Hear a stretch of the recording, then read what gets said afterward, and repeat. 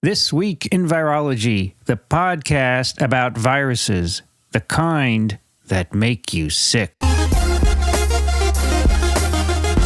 From Microbe TV, this is TWiV, This Week in Virology, episode 881, recorded on March 25th, 2022. I'm Vincent Racaniello, and you're listening to the podcast all about viruses. Joining me today from Fort Lee, New Jersey, Dixon Despommier. Hey there, Vincent. A little cloudy out there, a little coolish out there. A storm coming up on the weekend, I think. That's the prediction, at least. Typical March weather. 14C and partly cloudy. It's a pretty nice day out there. Also joining us from Austin, Texas, Rich Condit. Hi, everybody.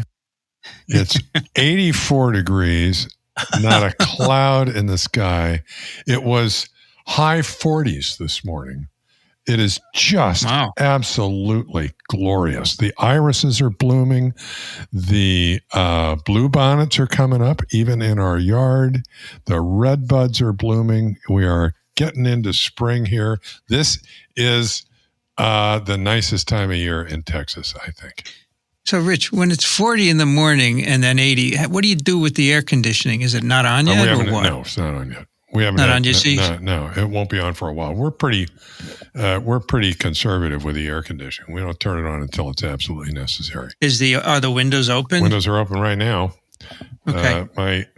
Unfortunately, in order to discourage Tinkerbell, I have to close the blinds while I'm recording, and my poor cat is sitting there because he loves it with the windows open. Okay, and he's sitting there putting his nose trying to get his nose through the slats in the blinds. But when this is over, I'll open the blinds up. He'll be happy. Also joining us from New York, Amy Rosenfeld. Hello, how are you? And what Dixon calls the power red sweater, right? The power red sweater. She's got her. Yes, but it's really. She's got her game on. She's got her game on. Yeah, but it's really tangerine. I was going to say, I'm not good at colors, but that's not red. Well, no, it's tangerine. Okay. I like orange. Good. Tangerine Dream. Okay. Was that a song, Tangerine Dream? Yes, it was a Beatles song, I think. Yeah. Dixon, at some point, we need to do something about your light because it blasts away half your face. Well, I could turn off the sun if you'd like. No. That's not what I mean. I have no other light on in my room, and that's daylight. Yeah, I know it's daylight. But you said you wanted to turn somewhere else, right? Yeah, I do eventually. When I go back, we're going to rearrange the computer so you don't have to get the sun in your face. It's only a 90-degree angle from where we're at right now. Well, maybe we could lower the blinds, right? I need a blind. I need a blind from the window so that I can lower the blind. You don't have one? I do, but I can't reach it. It's at the other side of the window, and I can't reach it. Well, we have to get you a mechanized blind. How's that? That would be nice. With a remote control. Yeah, just push a button. That. I'll install it for you. I went to Dixon's last Saturday and made him very happy, right, Dixon? Absolutely. I'm overjoyed. All his computer stuff is working. Excellent. I also relieved him of some dollars, right? Yeah, I'll say. Well, not you, but Apple. Apple, yes. So I bought this very high-end screen, which I think I need for the work that I want to do on my Lightroom. But I also did the Apple Studio, which is the new Mini, and it's got lots of power, and look forward to it. I really think it'll be wonderful.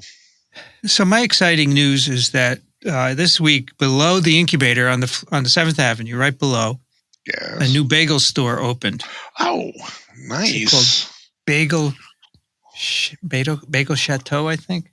No, it's not called Bagel Chateau. That's really mixed up. No, Bagel Chateau is in Maplewood. Bagel Chateau is in Maplewood, New Jersey. Oh, Bagel Pub. I was going to say because I know Bagel Chateau. It's in Maplewood, New Jersey. They also have a branch in Park Slope and Crown Heights. That's in Brooklyn, right? No. Yes. Wait a minute. I have to tell my little grandson not to come in. Oh. Yes, it's in Brooklyn. It's in the appropriate spots. So I went in. I got out of the subway and I said, I'm going to get some bagels for the weekend. So I went in. I was the only customer. Were they hot? It's gleaming. beautiful. The cases are full of salads, and Amy, they have chicken cutlets. Really? Which they used to have. I used to have that for lunch with Saul at Columbia Deli, remember? How about that? Yeah, I do, but you don't put that on a bagel. And I'm not going to put it on a bagel. I'm just saying they had the cases were gleaming. They were full of stuff. There were 8 guys standing around behind the counter and one lady who looked authoritative. And she said, "You want a menu?" And I said, "No, I want bagels." She said, "Okay." All right. So how many kinds of bagels did they have? Oh, tons of kinds. I just got tons. Yeah. Like they had, the baskets with sesame, plain. I don't know what else. I just get sesame, 6 sesame. And I said to her, "I've been waiting for you to open. This is your test." And she said to the guys, "Give them the best ones." Really? Are you schlepping them uptown? Because you're just the purchaser of the test. I'm the test. Hey, I'm going to save one for you so you can tell me if it's any good. It'll be stale. You'll have to buy it on Tuesday when you come. But you know what they did? They just put it in a paper bag. Yeah, that's what they do. Don't they put it in a plastic bag, or that's bad? Is that a bad thing? Traditionally, you don't put it, no. Anyway, they're nice size. They're smothered in sesame, and I paid for them. And she said, "Spread the word." I said, "Oh, I hope you do well, because I'd like to be able to buy bagels here." You can sit down. There are chairs and tables, and they seem to have a lot of lunch stuff. Well, coffee. What else are you? You eat a bagel for breakfast and for lunch. I mean, unless you're celebrating a holiday, you don't usually have them for Well, the dinner. nice thing about this is you've got guests that will come to the studio. And they can go down there. Now you can feed them. They have other breads too, so you can have sandwiches and so forth. It's a deli. It's a bagel shop. It's called Bagel Cafe and Deli or something like that. Anyway, I'm very happy it's there, and so we'll see. They look good. They smell good. So we'll see. That's very exciting. Over 7 different kinds. It's not going to be good. Oh, you shouldn't have so many different kinds of bagels? No? So what are the basic bagels you should sell to be authentic? Sesame and plain, you have plain, right? You have sesame, you have poppy, you have onion, you have pumpernickel. Right. Okay. You can do everything. You can do salt, garlic, bagel? Salt, and everything. That's okay. I will be generous, but it is not good. Or I don't like them. I find them very sweet. I will be generous and let you have a cinnamon raisin. Yeah, but anything beyond those, if you start talking about Asiago sun-dried tomato, forget it. Nope. Correct. If you talk about blueberry whole wheat, nope. So jalapeno cheddar doesn't cut it? That's a roll with a hole. Jalapeno cheddar sounds good. It's a roll with a hole. Is that what they make in Texas, Rich? I can get a jalapeno cheddar bagel in Texas, yeah, but I can also get one in Seattle. It's a roll with a hole. Dixon, Vincent, what were you going to say? I'm going to ask you where your painting is. It's in the other room. The one you framed for me? Well, yeah. It's at home still. I brought it home last Saturday, my car. Oh, you did? Okay. And I brought home some bubble pack from the incubator, and I'm going to wrap it this week, and I'll bring it in next week. Yeah. Because we're hanging at Dixon next Saturday because he couldn't get it together for this Saturday. Well, Dixon, I'm busy now. So I have a print by Michelle Banks of viruses, which I've shown, and Dixon was very kind to mat it and frame it beautifully. So I will hang it on the wall here. It actually came out good. I was very proud of that. Thank you very much, Dixon. And by the way, so if anyone visits the incubator in the future, you just go downstairs to Bagel Pub, and buy yourself lunch and bring it up, and you'll be all set. We have plenty of lunch places around here. We have plenty. Yes, Dixon, I'm sorry. Go ahead. You're going to have a bowl of bagels waiting for them. Come on. That's a courtesy that Parasites Without Borders and Microbe TV should offer. Yeah, well, if I expect people, I'll have... yeah, exactly right. So, in fact, actually, it's all about the water. You're right. Yeah. The bagel is all about the water? It's all about the water. It's 100% right. All about the water. So, actually, when I visited... and I stayed at a hotel in Maryland. The hotel has a bagel store, and it actually imports New York water. And that's why they're bagel. Yeah.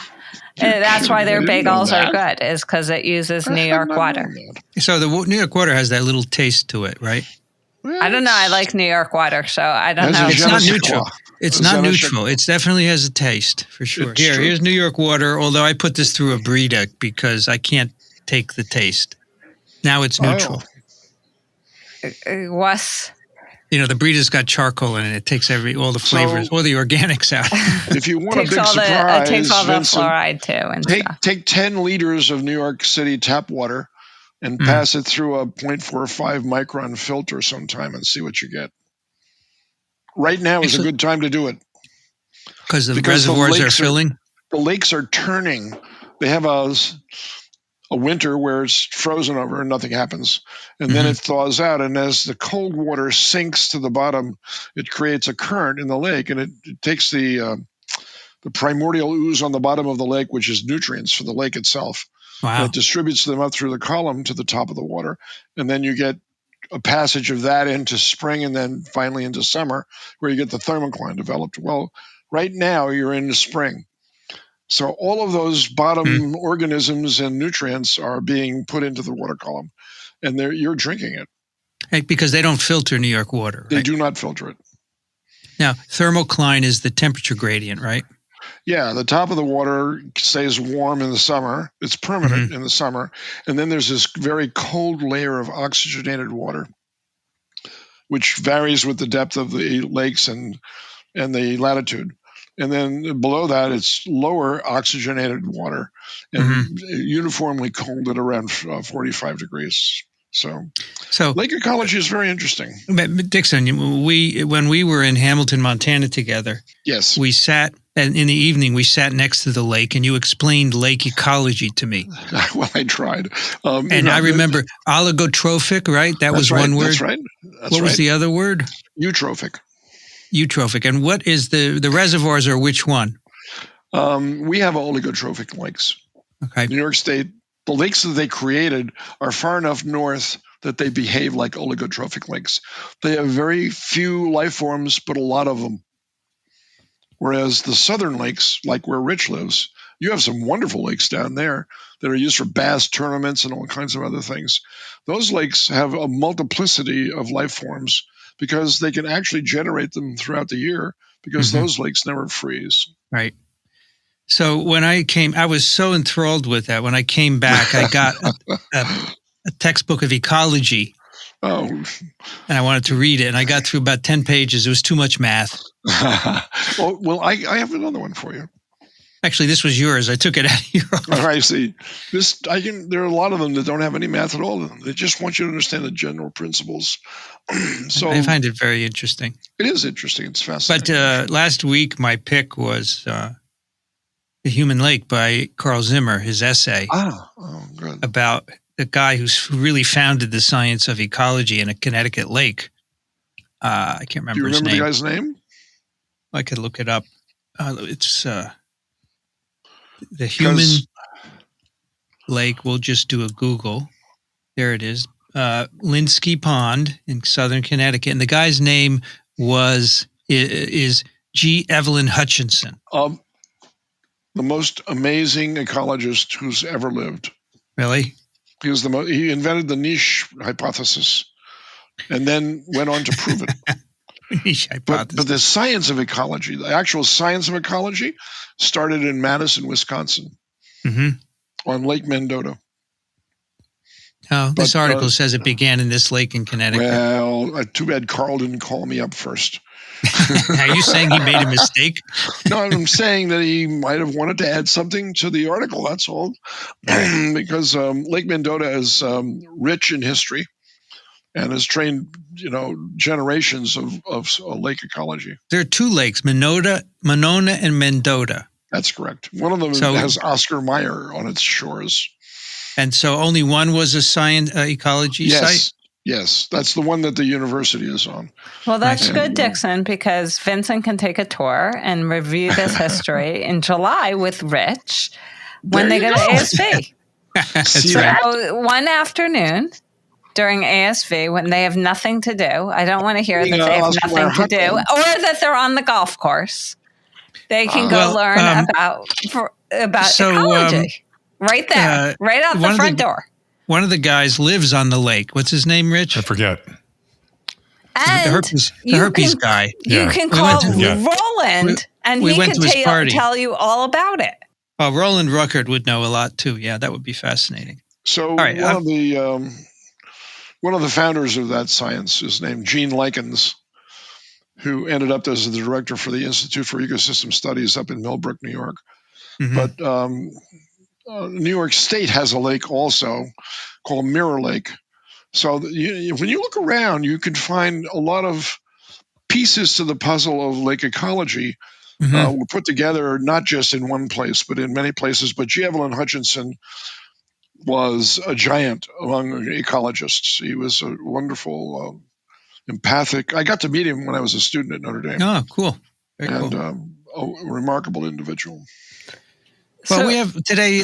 There will be a quiz, though, Vincent, at the end of ASV that you will have to pass. Is Dixon going to administer the quiz? Well, he'd be more lenient than me. Okay. Well, speaking of the science of ecology, today we have some science of virology for you. Really? Yeah, we do. We have 2 papers. 25 minutes into the podcast. I'm sorry. We'll get through. We'll just cut out email. Okay. We'll do it next week. We have 2 papers. The first is, and they're both interestingly enough in Science Translational Medicine. The first is called Human Antibody Recognizing a Quaternary Epitope in the Pumala virus glycoprotein Provides Broad Protection Against Hantaviruses. And the first authors are Eva Mittler, Anna Weck, and Jan Tinel, and the corresponding authors is a bunch: Thomas Strandon, Andrew Herbert, Matthias Forssell, Laura Walker, and Kartik Chandran. And there are a lot of authors in between. And this is part of the Prometheus project. And we interviewed a lot of these authors on TWiV 578. They were having a retreat upstate New York.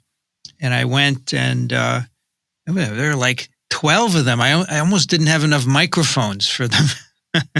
But Kartik, Laura Walker was there, Matthias, Stephen Bradfute, who's on the paper, John Dye, Zachary Bornholt, and others were all there. It was very interesting. They have a consortium to make monoclonal antibodies against, potentially pandemic pathogens, potential zoonotic pathogens. And so Pumala, the hantaviruses are one. So hantaviruses are enveloped, segmented, or negative-stranded RNA viruses, and they are associated with, they say, 50,000 cases of disease every year worldwide, mostly from rodents to humans. And there are New World hantaviruses like Andes virus and C. nombre, and they cause hantavirus cardiopulmonary syndrome. And C. nombre was the one that emerged at the Four Corners region of the U.S. In 1992. Suddenly, at this new respiratory disease, and it turned out it was spillover from rodents to humans. And the reason we noted it that year, there was a lot of cases. There was a lot of rainfall that year, and the crop of pinon nuts went way up, and the mouse population went way up. So the mice go in your house, and they contaminate you. And the fatality can be 40%. So those are the New World hantaviruses. And we have the Old World, which include Pumala virus. There are 2 U's in Pumala because I think the origin is it's a Finnish name. There's another one, Dobrava Belgrade virus, Hantavirus, which are in different parts of Europe and Asia. Korea, and they cause, sorry? The Hantavirus is from Korea, right? Yes, it was first discovered there. They cause hemorrhagic fever with renal syndrome. Indeed. That's a different disease, right? So Vincent, sorry, I just wanted to back up one moment and ask why they named themselves the Prometheus Project. Because Prometheus is famous for having brought fire from the gods to people. And he was then punished for doing that by being chained to a rock And every day a bird would come and eat out his liver. And then at night it would grow back. Didn't we just hear this story last week from Ian when we were watching movies with him? Yeah, we did. Yeah. I'm sorry. Yeah. I don't remember why they called it Prometheus. I did ask them that in the TWiV. You have to go back and listen. Okay. I mean, it's going against the grain, basically. Yeah. Because the God said, don't you dare do that. And then, of course, he did it. Yeah, but he did bring something. So maybe that's the idea. They're going to bring therapeutics. Yeah, but he got punished. He was told not to bring. And then he got punished. Yeah, and why was he? And Ian used it as a connection to the pandemic movies that we watched. Because it was like the first slide. Do you remember his connection? No, I don't. I didn't really get his connection when I did remember it. No. Do you? I don't remember it. I know that there was like the two schools, like the Hellenistic and something or other. Yeah, I don't remember. And stuff. Well, I told Ian he should come on TWiV and give that talk, which was really fun, but he kind of poo-pooed it. But. Well, he's busy. Okay. So I have one more little bit of background about these guys that may have been obvious, but these hantaviruses are pretty much ubiquitous in rodents worldwide, and really, as far as we can tell, don't do anything to rodents. They just live with That's them. right. Okay. That's and right. There's a lot of species specificity where there's species of or varieties of hantavirus that are specific for different species of rodents. And as we've already said, there's occasional spillover from rodents into humans, and it can be a nasty disease into humans. But as far as I know, there's little, if any, transmission among humans. Okay? Humans, so that's it's correct. a dead end spillover. Okay. It doesn't make it, I mean, thank goodness. It doesn't make it any less problematic, but that's the story. No. Yeah, it's like Nipah. It always has to re-enter. Yes, that's right. So there have been a couple of cases in New York, upstate, associated with those camping platforms where you pitch your tent on top of a wooden platform. The mice tend to nest under it. There have been a couple of outbreaks in Yosemite. Same thing, campers getting it. But we have no therapeutics. So this is one of the viruses the Prometheus project was targeting, the hantaviruses. There's nothing. We have no vaccines, no therapeutics whatsoever. And so what they're doing here in this paper is making monoclonal antibodies, which they say, hey, COVID has shown that monoclonals are a good therapeutic, so let's try. I mean, they already got a grant to do it before COVID, so that's what they're doing in this paper. And I have to say, this paper, both papers were picked by Amy, and this one is just beautiful. And in fact, one of the reasons it's beautiful is the science is really good, but it parallels Amy's interest in enterovirus antigenic sites and cross-reactivity and so forth. I would say the approach is just slick. It's very slick. It's really, it's very intelligent the way this is approached. So the thing we have to tell you as a little background, so the virus is an envelope virus, so it has a glycoprotein in the envelope, right? And the glycoprotein, it's an interesting glycoprotein. They have the structure here. It's a tetramer of 4 molecules. Many of the glycoprotein spikes we've talked about are trimers. This one is a tetramer, and the glycoprotein, the monomer, is inserted in the membrane. It kind of tilts. And then 4 of them, so that there's the N terminus on the outside and the C terminus on the inside. And the 4 of them come together. So there's a lot of potential for hiding sequences when the 4 come together, right? And what this does, this binds the receptor. Of course, the virus gets taken up into an endosome.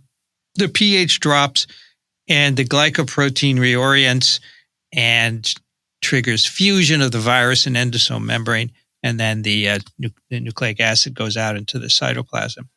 And broadly, the themes are similar to what we've been discussing, where there's a fusion peptide that is concealed in the pre-fusion form of the protein.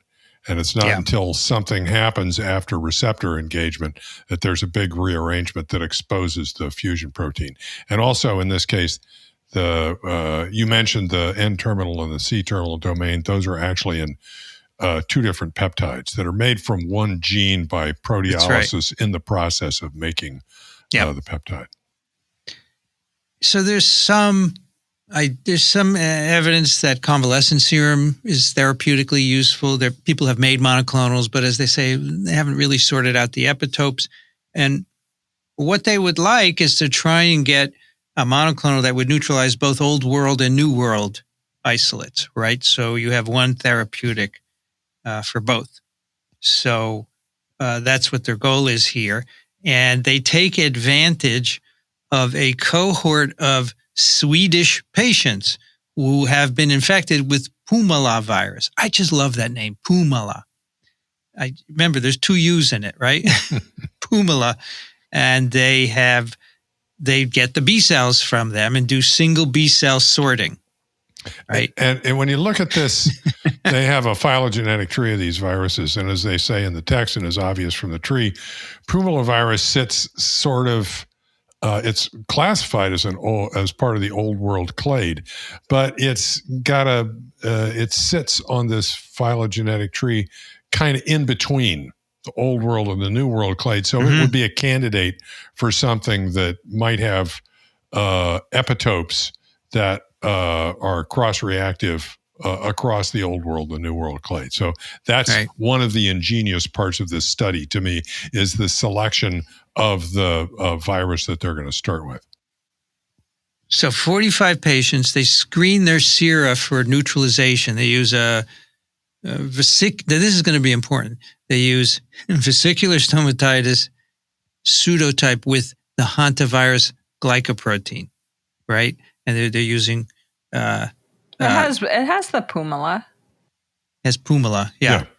But it's a pseudo. They do virus later, but this is a pseudotype, right? And they screen for neutralization, and they find 6 donors that have high titers with antibodies that can neutralize multiple hantas. They do Pumala, HTNV. What's HTNV? I've already forgotten. Is that Hantavirus? Is that the one?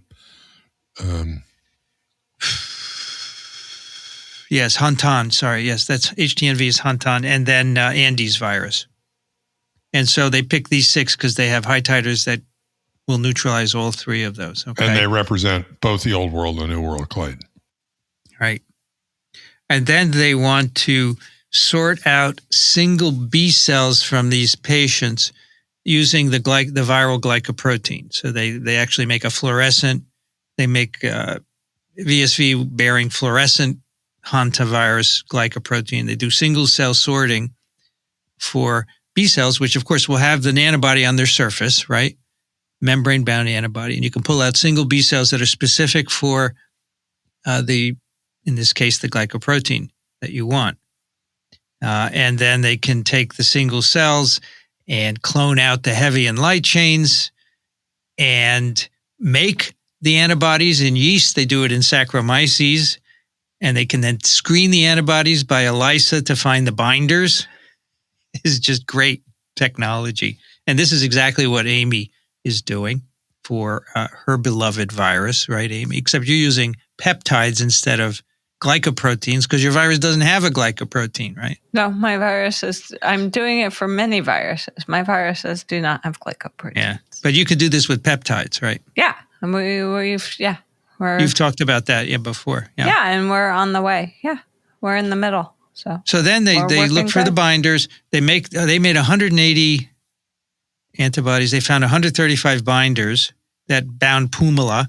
And then they say which of these can bind Hantan and other hantaviruses. And they find some that can bind multiple. So that's what they start with. And then, so those are binding.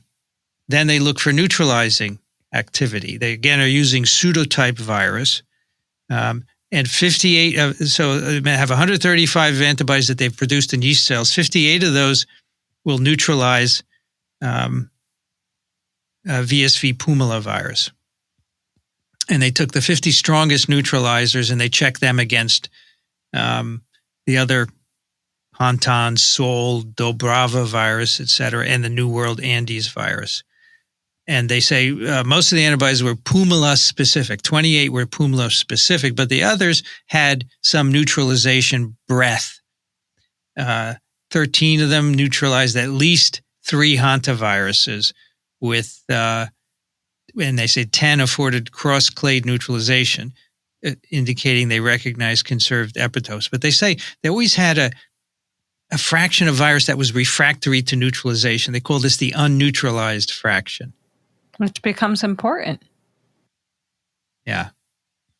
And so they say this must be maybe because there are some cryptic epitopes that are not available for antibodies to bind. And that's why I mentioned this, when the glycoproteins are assembling into this tetramer, you could hide things, okay?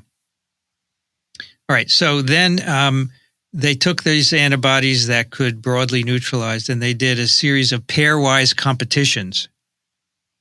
This is like B-cell boot camp, except in the laboratory, right?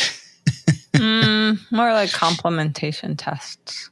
Yeah, they want to put them into groups. That's what I was thinking. Complementation tests. Yeah, I don't know where this boot camp came from. I don't understand the analogy. It's okay. Gabriel I don't need to Victoria. Understand everything. Gabriel Victoria was referring to the Germinal Center antibody maturation as boot camp because you get the weak binders and you throw them out, you send them home. All right, you actually kill the cells.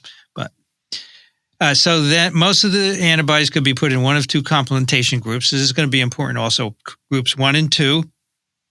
Okay, and group 1 seems to recognize overlapping epitopes in the GN. The N is the N-terminal subunit away from the membrane. All right, and most of their antibodies could be assigned to either group 1 or 2. Group 3 didn't compete with, they have some other previously established antibodies which they could use as reference, and group 3 didn't compete with these. They seem to be binding distinct epitopes in GN/GC. And then they have group 4, which would not bind soluble spike. And they say, maybe this binds a tetramer only because the soluble protein is not forming a tetramer. And for the remainder of the paper, they focus on antibodies of groups 1 and 2, although I think the others are probably very interesting also. All right. So where do these antibodies bind? There are a number of ways you can do this, but one way is to select for virus mutants that are resistant to neutralization by the antibodies. Another bit of cleverness. Yes, which is a technique that's been around for a while, and it's been used a lot for poliovirus, right, Amy, to map antigenic sites for rhinovirus. I was told by several reviewers that it could not be done. Yeah, doesn't that kill you when they say you can't do something that clearly works? Roland Ruckert used that extensively to map the neutralization epitopes on rhinovirus. So right, but Phil Miner and Eckard and Nomoto did it all for polio, and Roland, I think, and Rollins in England did it for FMDD. Foot and mouth. Yeah. So you basically mix your virus with antibodies, and then you find plaques that form in the presence of the antibody, and you pick them, you confirm that they're resistant to neutralization, and then you sequence the genome to see where the amino acid changes. And I can verify that this works because we have antibody-resistant virus now, too. Yes. So you're doing this for your beloved Entero 68, right? Well, I did it for other viruses first because our mice are kind of stuck right now for 68. One of them is a little stuck. All right, so they then do multiple antibody-resistant mutants, and they put them. They say, okay, where are these changes? So they find some in this loop, multiple places in the glycoprotein. I want to try and summarize this for you. Basically, they say the locations of the mutations fell into groups that correlated with the complementation groups, which is good because the complementation groups presumably are identifying different epitopes. And one of them is, so most of these are single amino acid changes. One of them is interesting because it introduces a glycosylation site in the protein sequence. So that would allow a bulky group to be there, a sugar, which could interfere with the binding of multiple antibodies, right? And that's what they find. That's been seen in other cases as well. Let's see. So one more important thing here. So from this study, they say the N-terminal capping loop and the GC oligomerization interface are critical sites for most of these antibodies that they have. But they say there are clearly other unmapped sites of vulnerability which they couldn't sort out, which may be conformational dependent. Group 4, for example. So what do you think they do next? They solve the structure of these antibodies together with the glycoprotein. They make single chain antibodies, and that's, again, is exactly what Amy is going to do with her antibodies, and collaborate with a structure person, right? Mix them with the particles and solve the structure. They're going to the structure guy next month. Yeah. Yeah. They can see now where the antibodies bind. And of course, you could say, does that agree with the mutational data? Which they say, yes, all of the group 1 antibodies interact with this N-terminal capping loop, for example. Well-exposed sequences.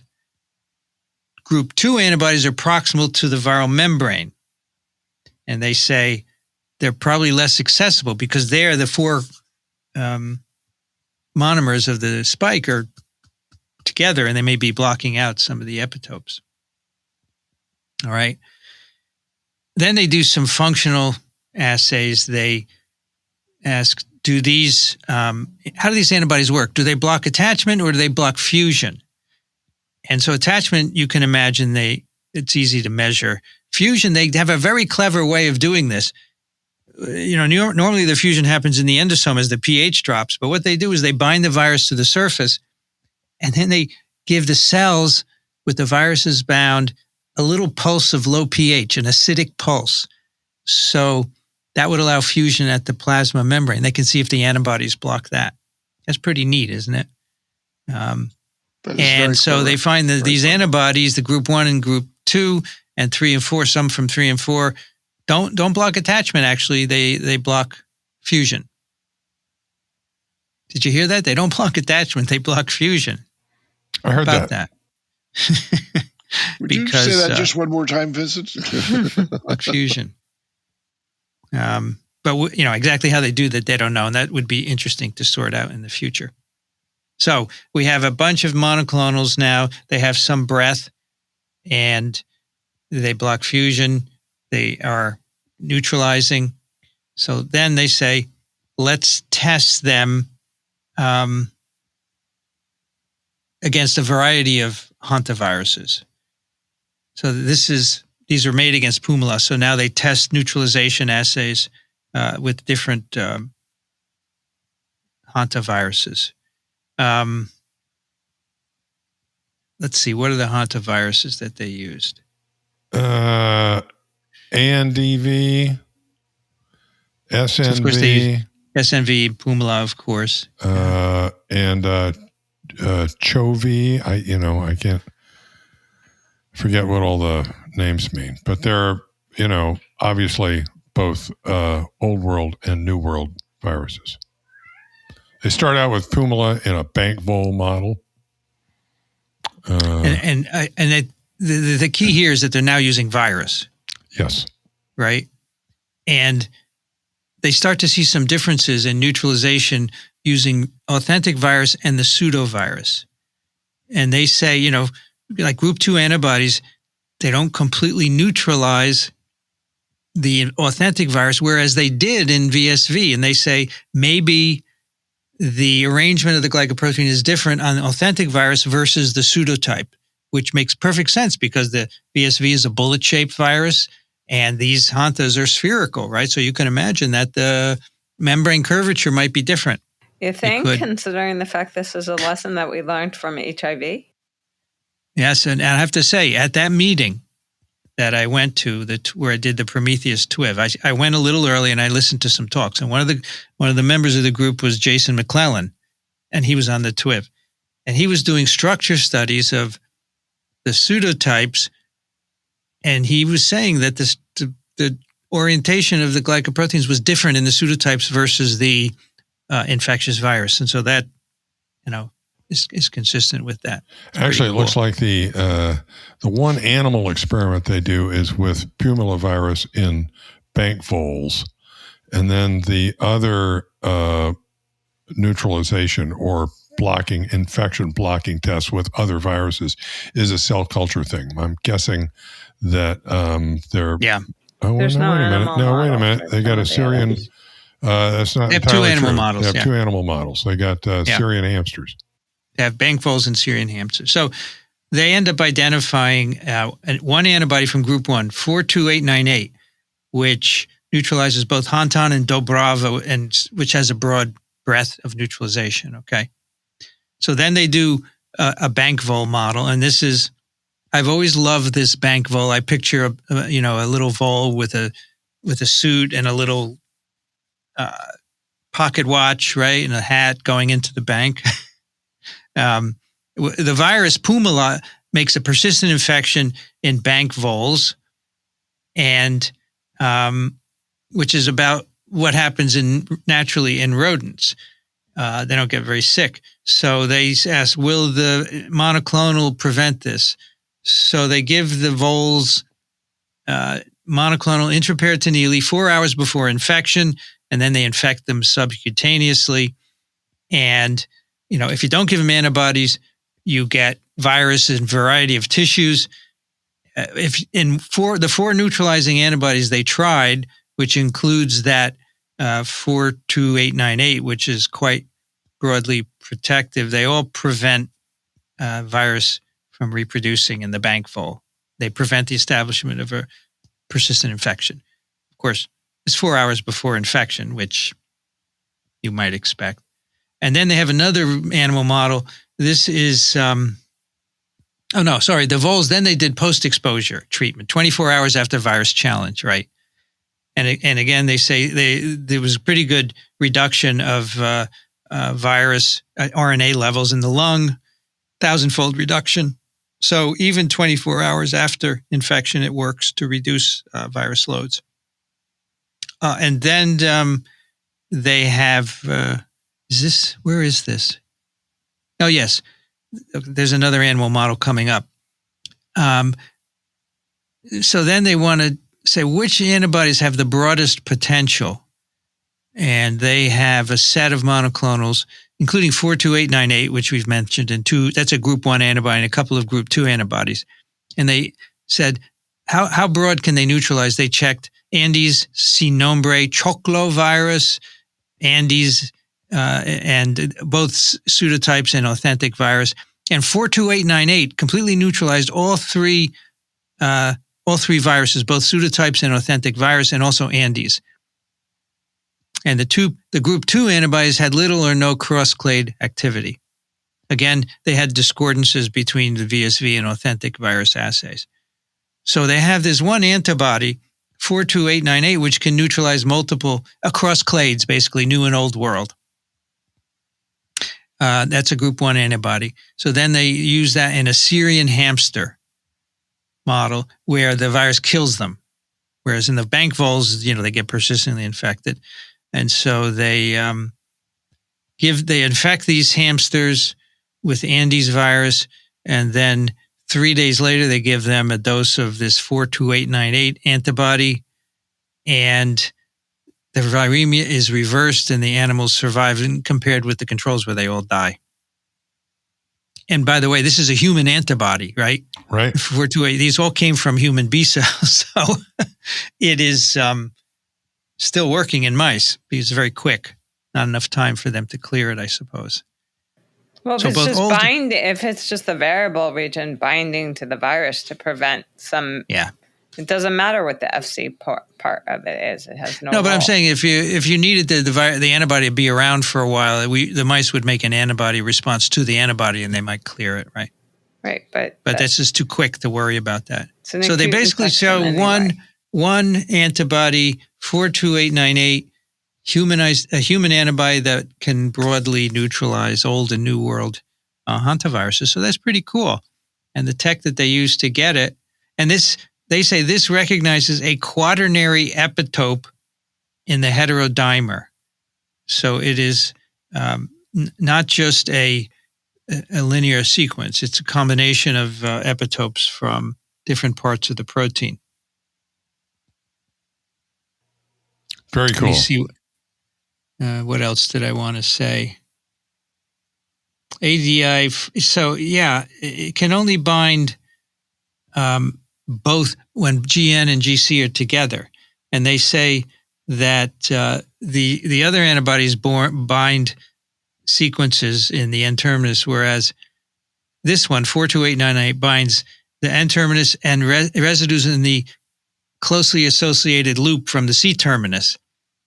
So the N and C-terminal parts of the protein come near each other, and that's where this antibody bridges it. So, Amy, that's exactly what we're thinking for some of these enteros, right? Yeah, it is. But the other thing I think is kind of interesting. So if I remember history correctly, we made a lot of antibodies against HIV by producing GP120 and 40 off of VSV in 293 cells. Right. And those never worked as therapies, if I remember correctly. Well, until they got the broadly neutralizing ones, yeah. No, I think right? I think the broadly neutralizing ones are modifications of, I think they're still off of it being from the virus, the intact virion.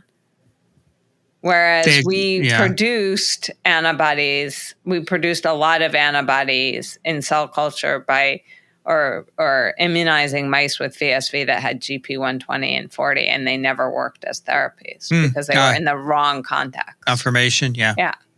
Because when I interviewed with David, we were discussing it because there were at the time only 3 known neutralization sites.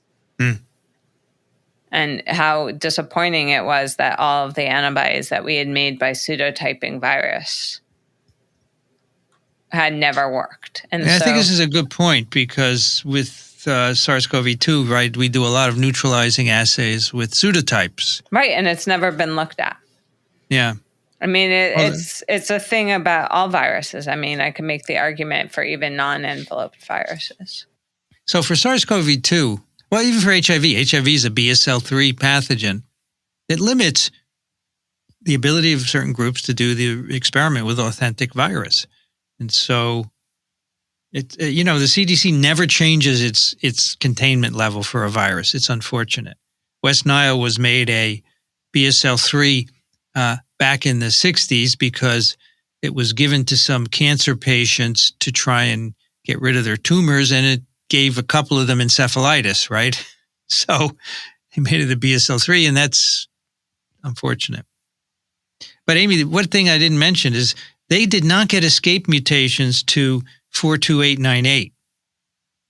They have to get escape mutations. They might not have looked hard enough, but there are escape mutations. I'm sure of it.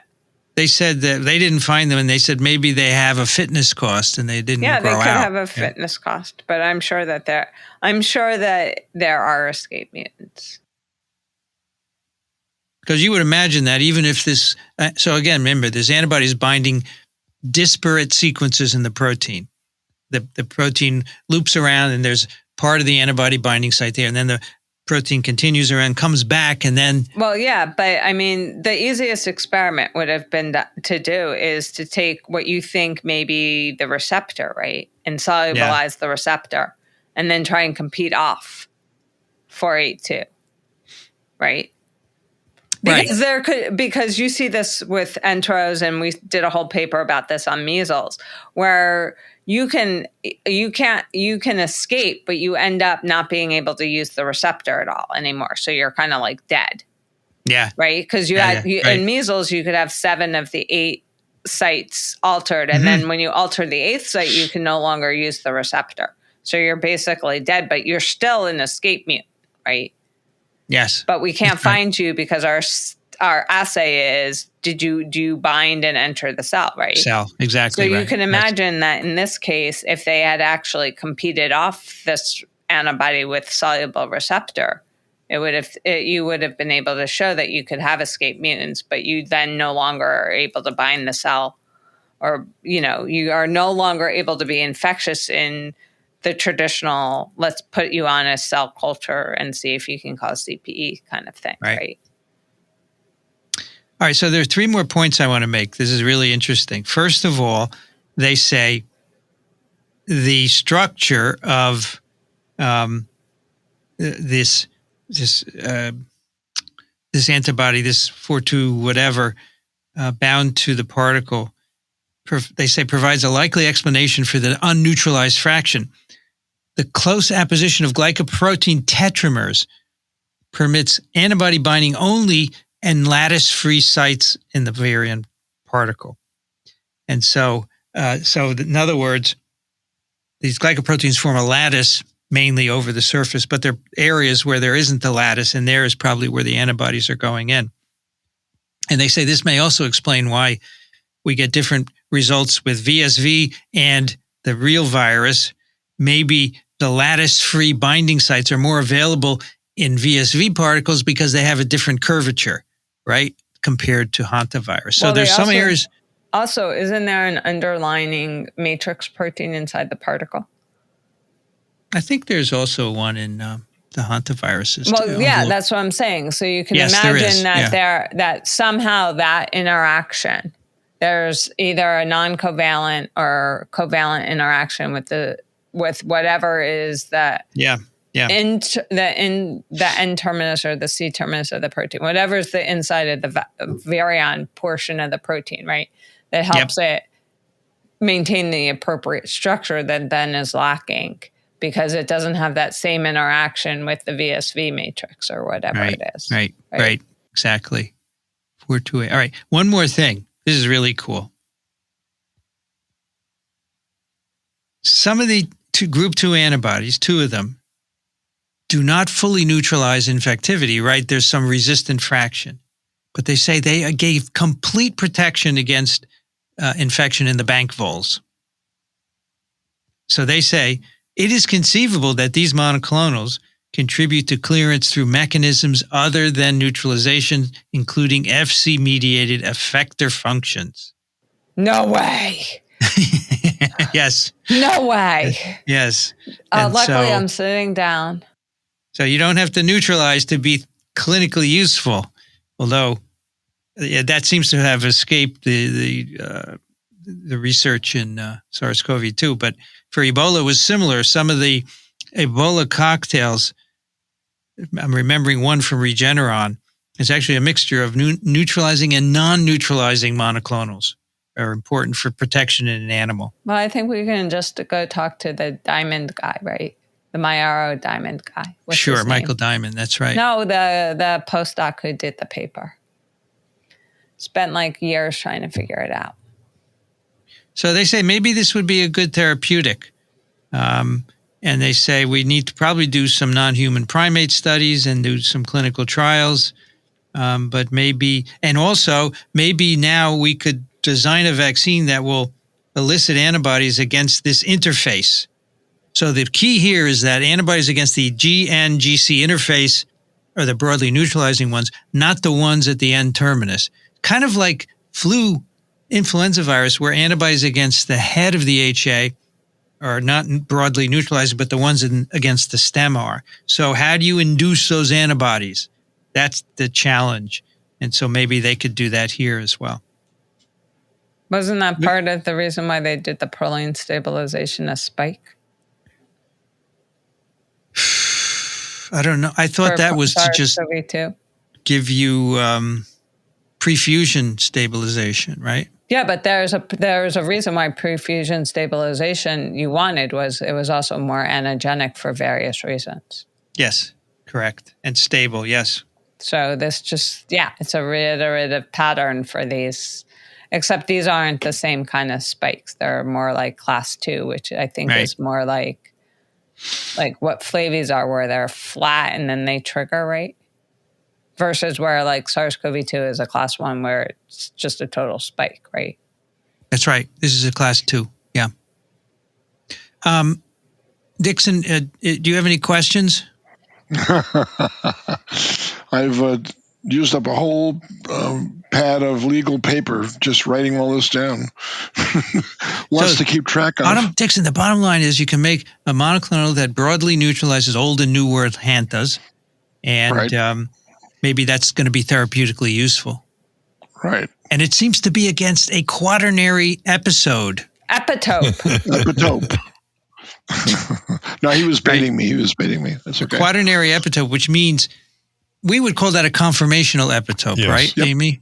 Right? Yeah. A conformational epitope. But quaternary is fine too. I kind of like that. Sure. We don't need more confusing words for the reviewers, Vincent. Oh my, we don't want to confuse our reviewers. Quaternary is even... It's greater because there's 4 ways to influence the structure, whereas tertiary is just the folding of the beta sheets. So this is where you have a beta sheet that interacts with another beta sheet or alpha helix, right? So the word quaternary has broader implications than just conformational. Conformational could be tertiary or quaternary. Quaternary means that the protein has to be in its multi-subunit structure in order for the epitope to be revealed. Correct. That's correct. Yeah, as I said, we don't need to confuse the reviewers any further. So you just want to use conformational? Yeah, you just edit it all out. So we need to make it as simple as possible. Okay. When it gets too confusing, it's not good. Our second paper is also in Science Translational Medicine, therapeutic treatment with an oral prodrug of the remdesivir parental nucleoside is protective against SARS-CoV-2 pathogenesis in mice.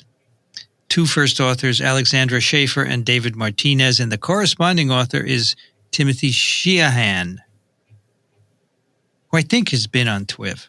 Didn't you talk about Reddy? He's the Reddy guy with Barrick. No, but I think he was on a long time ago when he was a postdoc at Rock, and he had developed this laser ablation technique where you could pull out individual cells from like sections of liver. He was a postdoc with Charlie Rice, I believe. Pretty sure he was on TWiV. Could be wrong. I thought he was on TWiV with Reddy, but I don't know. Sheahan TWiV. So he did laser capture? Laser capture, that's right. So the first hit is a letter. Tim Sheahan. Oh, he wrote a letter to TWiV because we did his paper. Yes. Tim Sheahan, right? You reviewed our paper on your show. Thank you. Dixon was right. I was yelling at my iPhone as I listened. Yes, so he did laser ablation of cells, yeah. No, it's laser capture. Laser capture, sorry, yes. Ablation means you destroy. This is like where, this is what we wanted to do for Zika, is we wanted to dissect the fetuses using laser capture to get the infected cells. Right. From the brain, yeah. So I thought this was interesting because, well, first, I didn't realize, but it doesn't matter what I realized or not. Anyway, this is about remdesivir, which, as you know, was the first authentic antiviral. Authentic? As opposed to, not hydroxychloroquine or something else that was bogus. But this remdesivir was first used for SARS-CoV-2. It was actually developed for Ebola years before and didn't work well for Ebola. And it was used, it turned out to inhibit SARS-CoV-2. And the problem was, though, it had to be given intravenously, and that limited its use. And it limited how early you would get it to the patient, and therefore its therapeutic efficacy was limited. And the best way to give an antiviral would be orally, of course, right? And we now have Paxlovid and molnupiravir, which are pills that you can take. And so it turns out that they had a oral candidate of remdesivir in the freezers of the company who developed it. But remdesivir was much more potent, as you will see. And so that was what they used. But this paper deals with the orally bioavailable remdesivir. Okay. And remdesivir, remember, it's a nucleoside analog. It's an analog of adenosine. and it inhibits the viral RNA polymerase. It causes chain termination. This is the one that causes the steric clash, correct? Yep. Very cool. Okay. And this, so it's a analog. Adenosine has a ribose, and it's got a base with an amino specific base that makes it adenosine. And then the remdesivir has a whole lot of stuff on the sugar, but the key part is a nitrogen that is on the ribose, which induces the steric clash once this is incorporated. And remdesivir is got buried in it a phosphate. So it turns out that, these nucleoside analogs, you have to phosphorylate them, obviously, once they get into cells so they can be used by polymerases. And that first phosphate is really tough to do. It's rate limiting. And so the cool thing about the remdesivir chemistry, and also other antivirals use this too, is they can incorporate a phosphate and it doesn't inhibit the drug getting into cells. Because normally if you just have a phosphate sitting there, it's not easy to get across the membrane. So what most nucleoside analogs are, they don't have any phosphate in them. They have to be taken up into cells and phosphorylated. But remdesivir has a phosphate buried in a lot of dihydroxy chicken wire, Dixon, on the left part of the molecule. And then that can, it looks like a phosphate, so then it can be di- and triphosphorylated. Okay. And so the orally available molecules, there are two that they look at here. One of them just has the nitrogen with nothing else, so that would have to be monophosphorylated. And the other is a prodrug, where it has got some extra chemical groups on the inhibitor, and those have to be taken off before the compound can be phosphorylated. And so this paper looks at the ability of these compounds to inhibit in cell culture, and then in mice. They have that mouse model for SARS-CoV-2, which we described a long time ago from the Barrick lab, where they had passaged SARS-CoV-2 in mice, and it acquired a couple of changes in the spike that allow it to bind to mouse ACE2. So let me see. I'm going to try and put pictures up in the video when I edit this, but 441524 is the parental analog. It just has the nitrogen on the ribose, right? That is the parental of RDV and also the orally bioavailable. And they all end up, all three compounds end up being a nucleoside triphosphate, which gets incorporated, but they have different pathways to that. So 62173 is 441524 with an additional stuff, spinach, as Rich would say, hung on the left part of the molecule. Actually, it looks right? like all of the hydroxyl groups, the 5', the 2', the 3' hydroxyl groups. Oh, they're blocked. Are blocked with an isobutyric acid. Right. Very good. A, to me, looks like it was discovered by accident at an airport. Yeah, because it looks like where the airplanes park, right? Exactly right. All right, so G62173, that's you got the nitrogen and all the hydroxyls are blocked. You can take that orally, at least in animals, and it's metabolized to 441524. So those extra blocking groups are removed. You get 441524, and then it's phosphorylated. So then eventually you get the triphosphate. Now, in contrast, remdesivir has extra group on it. It's got the nitrogen, two of the three hydroxyls are free, and one is blocked by a very large chemical group there. That chemical group is taken off once it gets in cells, and then it's phosphorylated. But then wait a minute. You're talking about remdesivir. Right. Actually, that comes with the phosphate. So they take off well, some of the other stuff and leave just the phosphate, and then you put 2 more phosphates on, right? And my understanding is that one of the reasons that phosphorylated, or the primary reason that phosphorylated compounds can't cross the membrane is because they're charged. They're charged, and that's right. My assumption is that the spinach hanging off of the phosphate in this particular case has, at least in some respects, partly its function is to neutralize that charge, which probably helps. Right. I'm making that up, but that's my guess. And so once it's taken up, you can get rid of that stuff. Now you have a monophosphorylated compound. So that's the key. You have to get rid of that stuff that blocks the phosphate once it's in the cell, because then you have to add 2 more phosphates on. But you have to give it IV. You have to give it IV. But the thing is, because you have 1 phosphate, you bypass that highly rate-limiting first phosphorylation, which is good.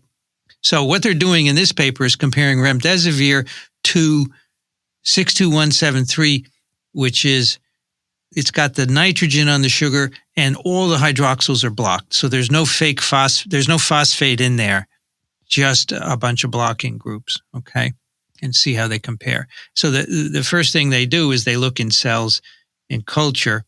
They do, a dose response curve. They're looking at a reporter in the genome of SARS-CoV-2, and the 50% maximum effective concentration of 62173 is 2.8 micromolar. Okay? 2.8. For remdesivir, it's 0.29 micromolar. It's 10 times better, right? And they say that's what other people have found. And that's because you don't have to have that rate-limiting first phosphorylation step. So it's very cool. And that's probably why they went with remdesivir, I suppose. Oh, it's more potent. Let's do this, but you have to do it intravenously. I could be wrong about that. And then GS441524, which has only the nitrogen, is less potent than 62173, 3.4 micromolar, right? So then that was done in what cells? A549s with with a human ACE2 receptor.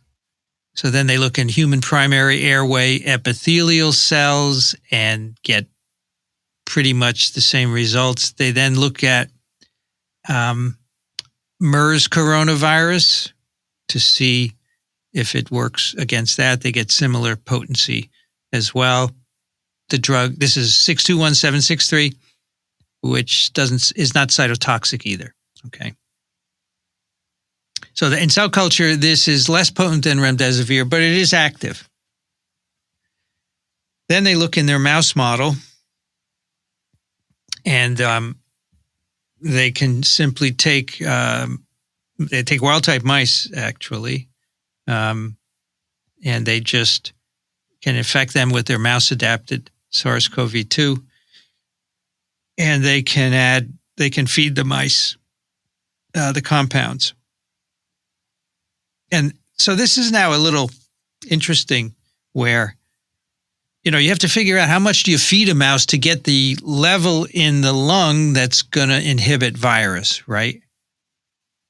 So you have to know what fraction of what you feed goes to the lung and then calculate the concentration in the lung. Often you do studies with labeled drug to figure that out, and then you base your oral dosing on that.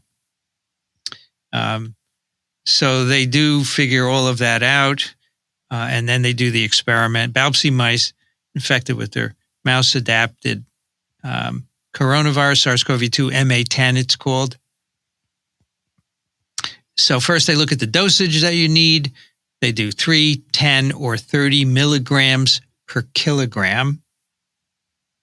8 hours post-infection with 10,000 PFU of virus, and 10 or 30 milligrams per kg completely protects mice from weight loss. So one of the endpoints of disease is weight loss caused by virus infection in mice. So it is 8 hours post-infection. That's really close, and not likely you're going to get that close in people.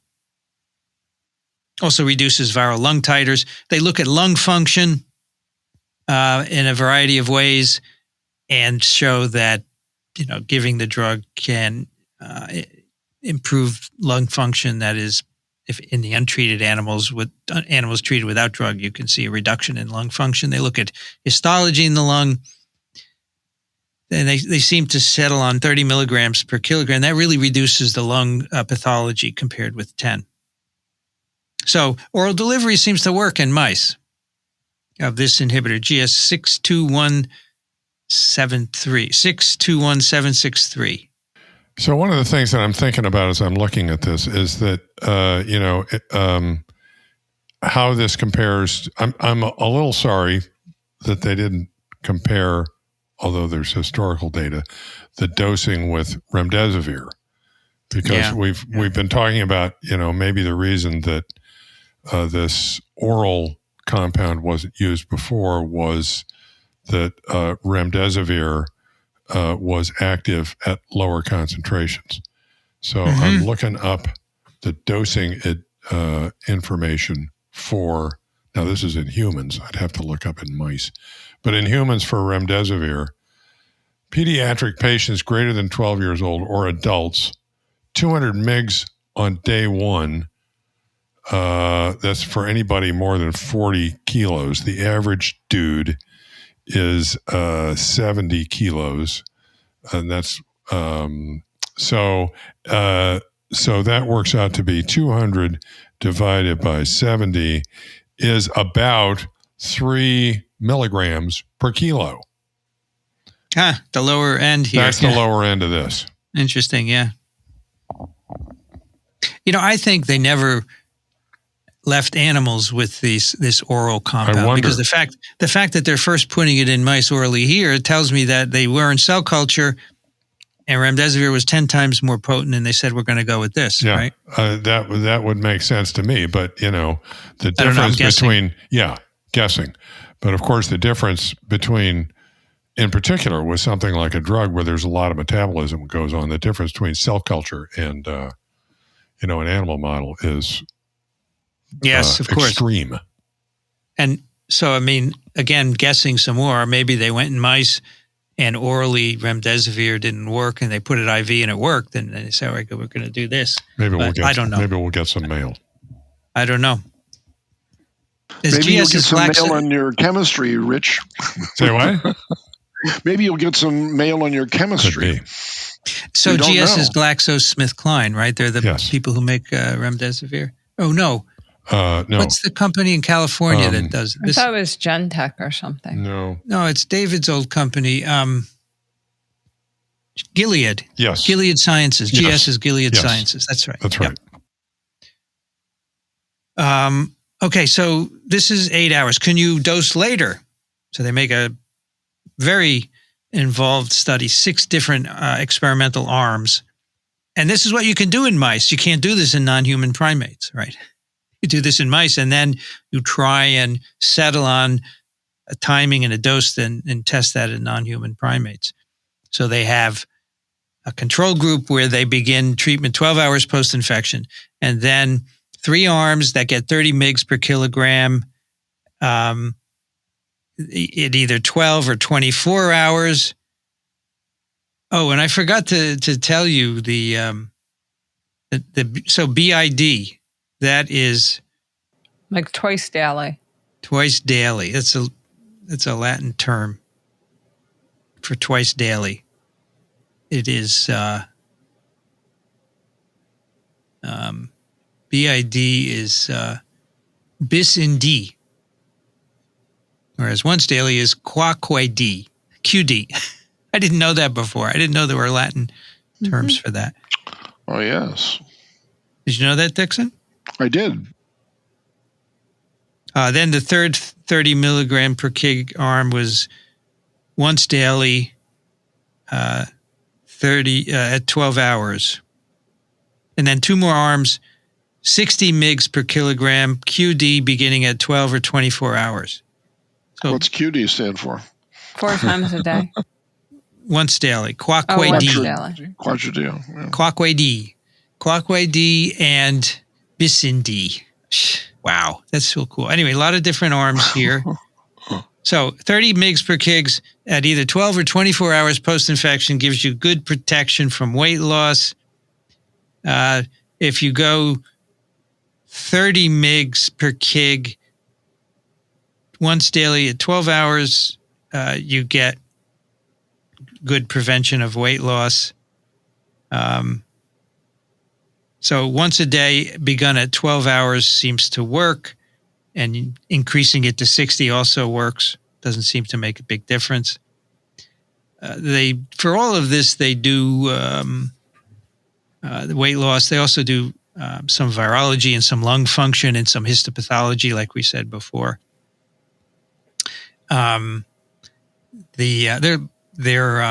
infectivity assays, 30 mg per kg once a day. They still had virus in the lung, although it went down. 60 mg per kg seems to push it further down. But basically, they conclude that only 30 mg per kg initiated at 12 hours reduced lung scores compared to vehicle-treated animals. Even though it can knock down viral loads, the lung scores are not improved. And so the 24 hours is the furthest they go. And I would say you're not going to get much better than that, right? And people, you're not going to get much better than, you might not even get 24 hours routinely. So I don't know how close you can get to the first infection. All you can do is symptom onset in people, and that could be days down the road. But for an acute infection that's so quick, that there's really not much else you can do. You always have to treat as close as possible. Usually you have a 24 to 48 hour window from symptom onset. So treating at 24 hours seems fine. The last experiment they do is compare it to molnupiravir.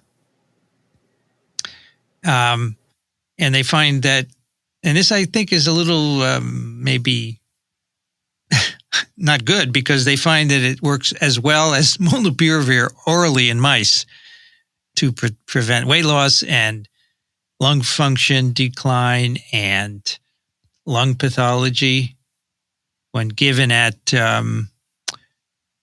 24 hours, was it?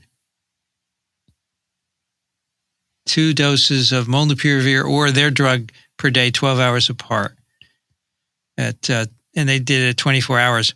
So they conclude molnupiravir and their orally available remdesivir analog have the similar effects. And as you know, molnupiravir doesn't work so well in people. So I'm not sure this is a ringing endorsement for GS 621763, but who knows when it gets into people. So it is orally active against SARS-CoV-2 and MERS-CoV. Whether it would work against other coronas would be interesting to look at. They didn't check the variants of concern, but I suppose they'll probably not be changed, right? And you may wonder, well, we have molnupiravir, we have Paxlovid. Why do we need this? Well, it would be good to have a number of them so you could do combinations, right? Absolutely. Because I'm sure we're going to get some resistance. Well, even if you did molnupiravir, right? Yeah. And the resistance doesn't have to occur at the same site. That's right. That's absolutely right.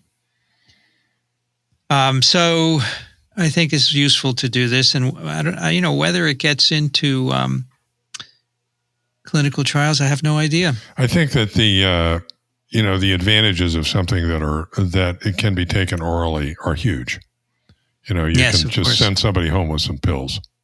Yep. And I'm also thinking about, we've had some discussion here about why one thing was developed as opposed to another thing where, under some circumstances, they look more or less equivalent.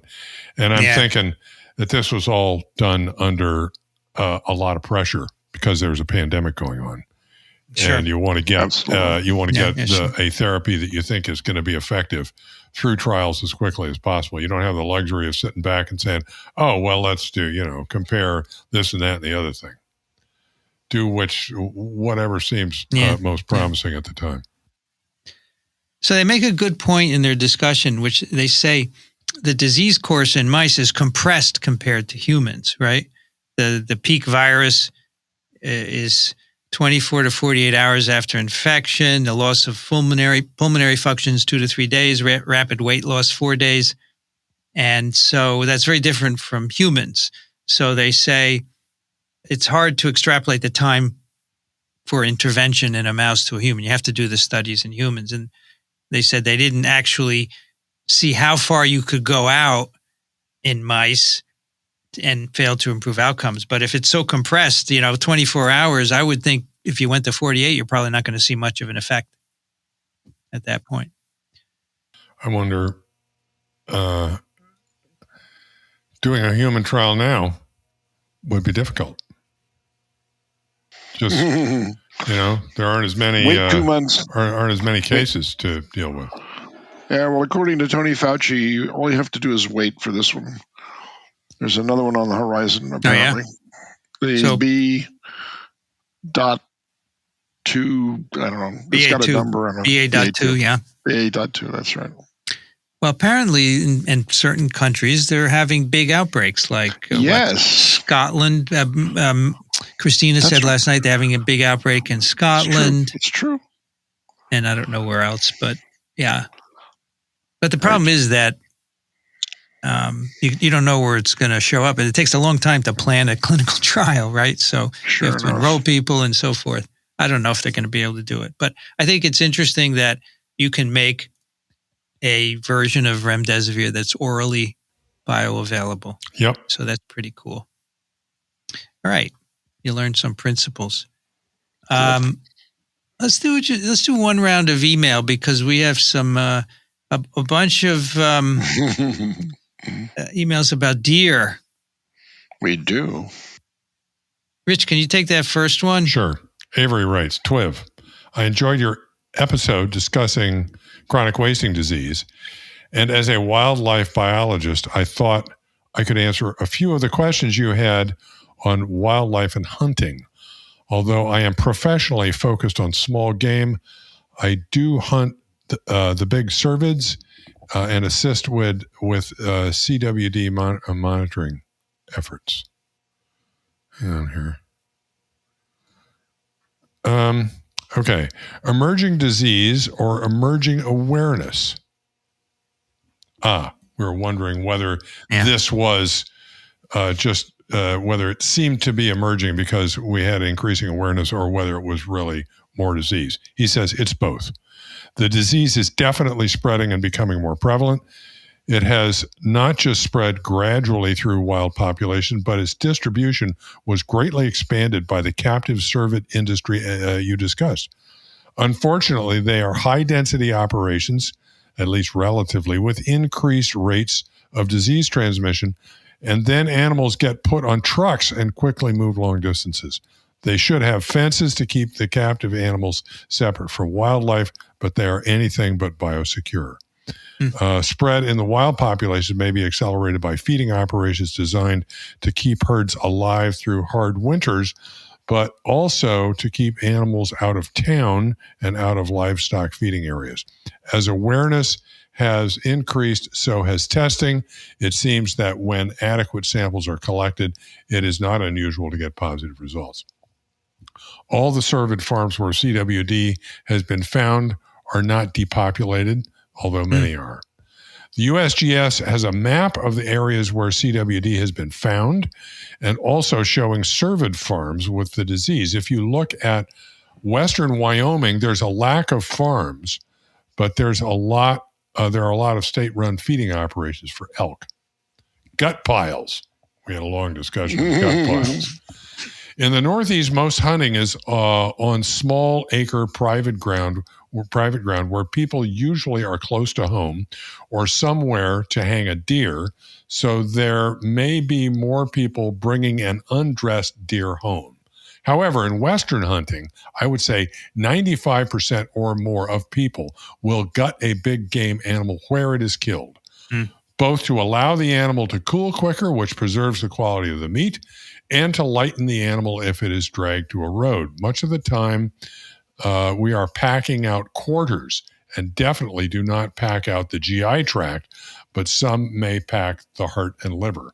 Gut piles are also notably a major source of lead toxicity in California condors and other scavenging birds. I'll be darned. Right. Urban deer. So gut piles are what's left behind when you field dress an animal. Urban deer, why are they not culled or hunted to low levels? Basically, because we can't. In Western states, deer will often move into urban areas during winter months to find accessible food and to escape hunting pressure, both human and non-human predators. These deer are often part of desired populations, and hunting in urban areas is hazardous, not to mention illegal.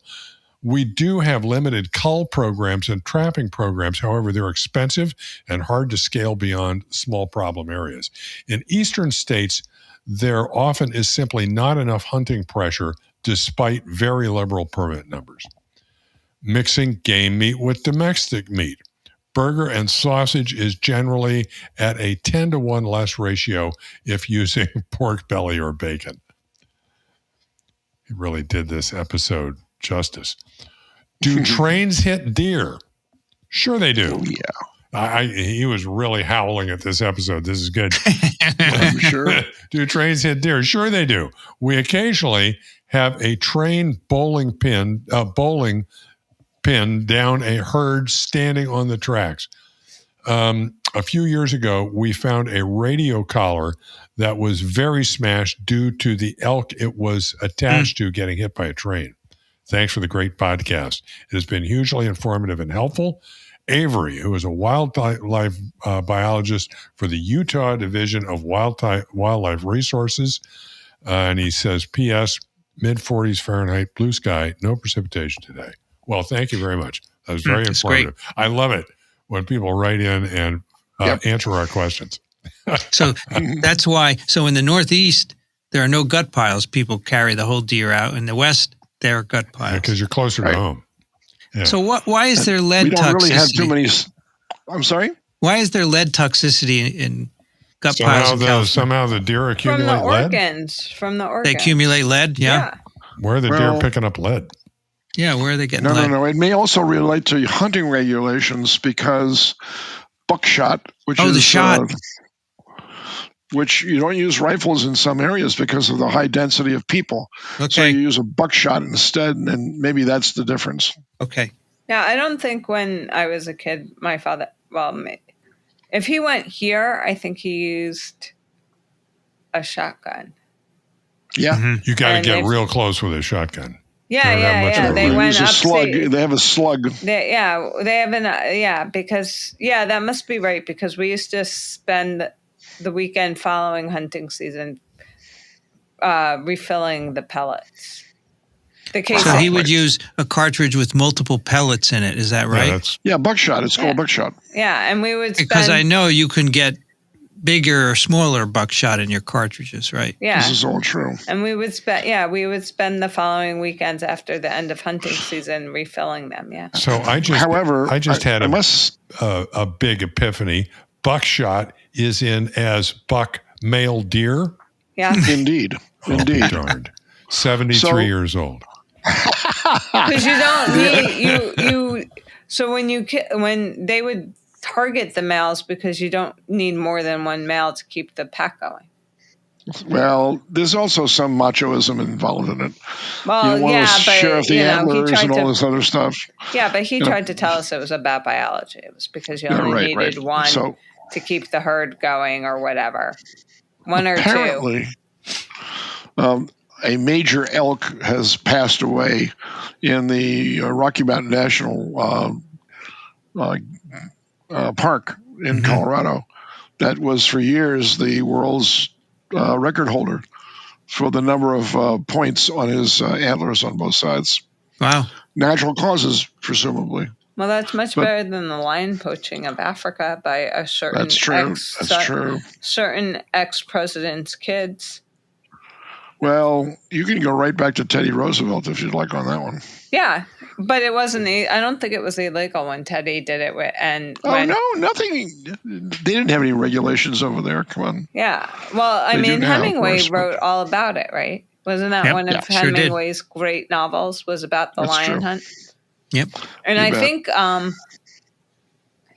So he didn't. If I remember correctly, he went with his mistress, who became like wife number 2 or wife number 3 versus wife 1, who was in Paris. Is that the snows of Kilimanjaro by any chance? I don't know. I don't know. I know Old Man in the Sea and Farewell to Arms, but I believe that was the claim to fame to his wife or his mistress. I think it was his mistress that he picked up and then became wife number 3. Or something like that. So the short, happy life of Francis Macomber is set in Africa, and perhaps that's the one. Short, happy life of Macomber. The Snows was published at the same time, but I think that's the one about the lion hunt, right? The lion hunt, yeah. The Snows in Kilimanjaro didn't sound familiar like that. What's the story? No, you couldn't write that story today because there are no more snows. No. This is cool. The short, happy life is a third-person narrative with moments of unreliable monologue presented mainly through the points of view of the 2 leading male characters. They are on a hunting trip, and I think they have their wives with them, and one of the wives sleeps with the other guy on the trip. Oh, my God. Didn't they make a movie out of that? Probably. Dixon, can you take the next one?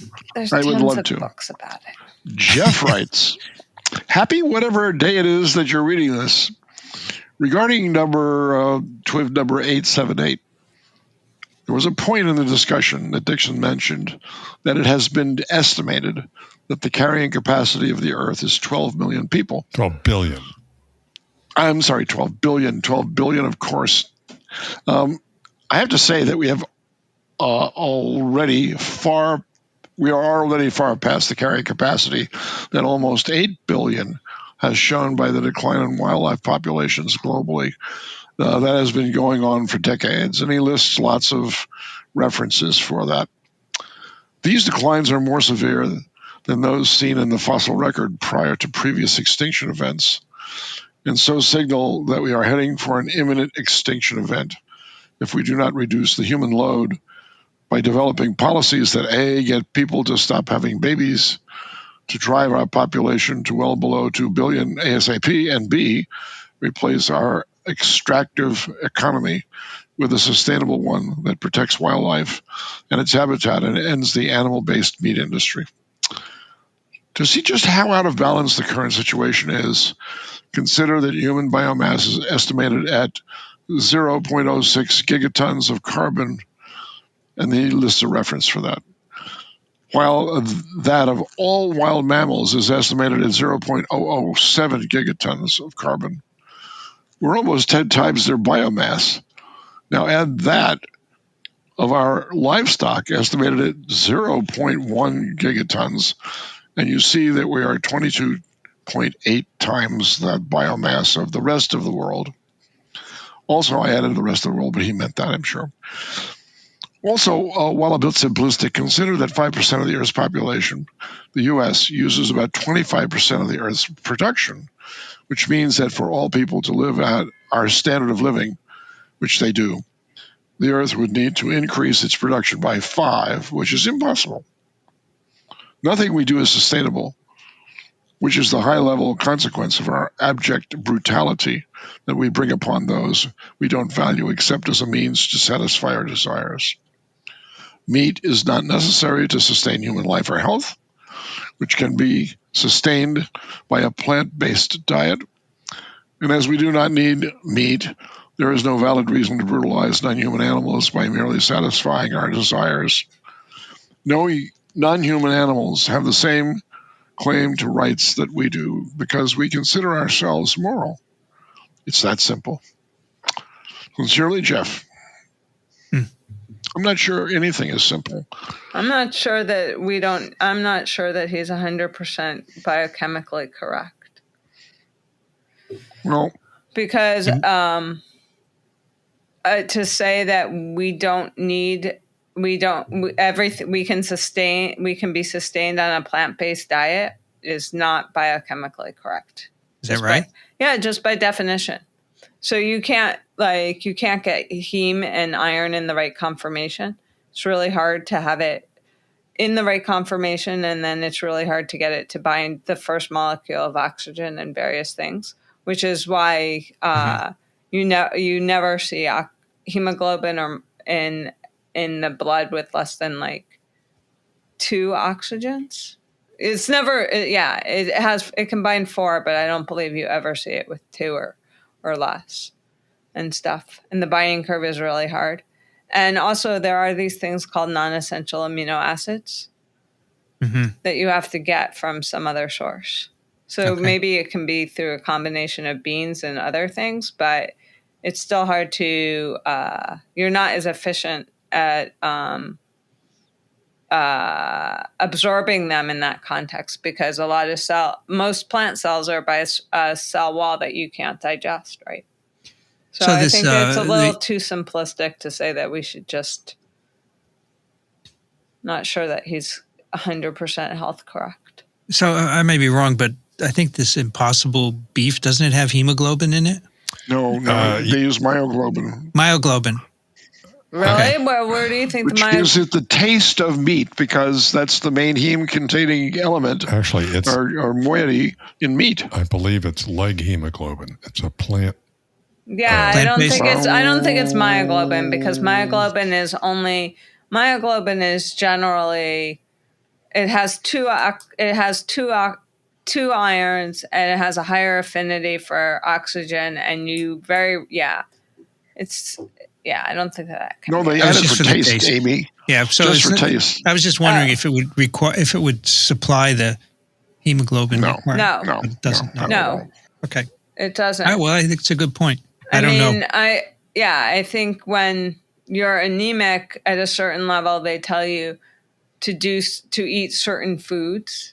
Yeah. And then when you get severely anemic, then they give you transfusions.